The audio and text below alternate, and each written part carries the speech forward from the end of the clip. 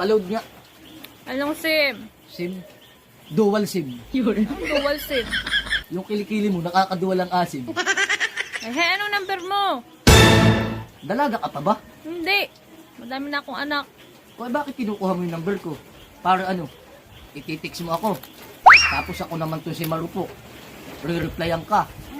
Tapos darating yung panahon na magkakarelasyon tayo. Tapos marirealize mo na mahal mo na ako. Hindi iiwan mo naman yung asawa mo mukhang penguin.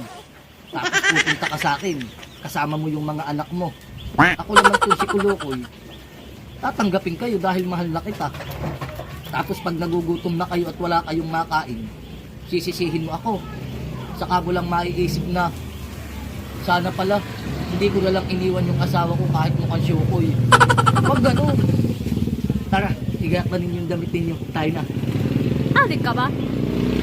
Ang haba.